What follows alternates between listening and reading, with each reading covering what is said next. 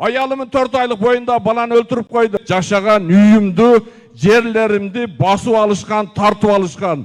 Мен ушул жерден убакыттан пайдаланып президентибиз Жапаров Садыр Нуркожоевичке кайрылат элем. Ушул менин кайрылуумду, арызымды жеке көзөмөлдөп бериңиз. Сиз тараптан да 1-2 жолу президент жеке көзөмөлгө алгансыз, урматтуу президент. Бирок эч ким ушул күнгө чейин каралган жок. Анан кийин облустун башчысына ушу Кенжебаев Аманкан Батырбекович сизге кайрылат элем. Шакиров Нурмат Азимович Даткай өкмөтүнүн медресе айылынын Абдулда Мамуров 1 көчөсү, үй номерим 47/1, швейцарский проект BPN, поддержка малого и среднего бизнеса, жеке ишкермин.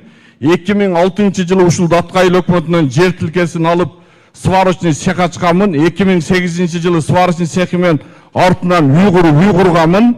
2010 жана 2013 жылдан бери Даткай өкмөтүнүн кызматкерлери, Кара Суу райондук мамлекеттик администрациясынын кызматкерлери, президенттин Ош облусундагы өкүлчүлүгүнүн кызматкерлери, генеральный прокуратуранын прокурорлору, Ош облустук СМБнын кызматкерлери, экотех инспекциянын кызматкерлери жана башкалар сварочный цехимди, жашаган үйүмдү, жерлеримди басып алышкан, тартып алышкан. Ömrüm Oş Bişkek'te öttü. Administrasiya prezident meni 450 жолу kabul aldı.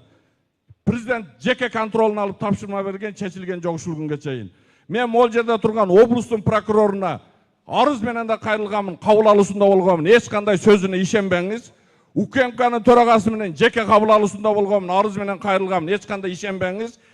Өзүңүз сизден суранарым, бүт облустун жетекчилерин алып, ошол менин жашаган үйүмдө, сварочный цехимде бардык жетекчилерди алып барып комиссия түзүп, менин колумда бомба фактылар бар кагаз жүзүндө.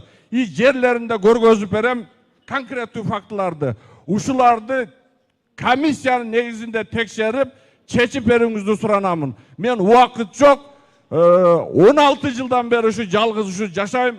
Ош Бишкекте өмүрүм өттү. Өмүрүмө бир нече жолу кол салуулар болду. Эч ким караган жок.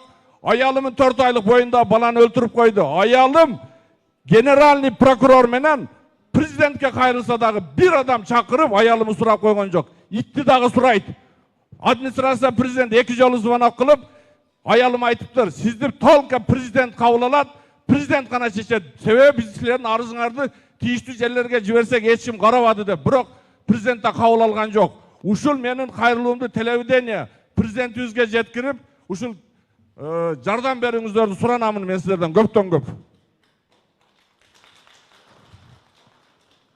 Birinci mikrofon.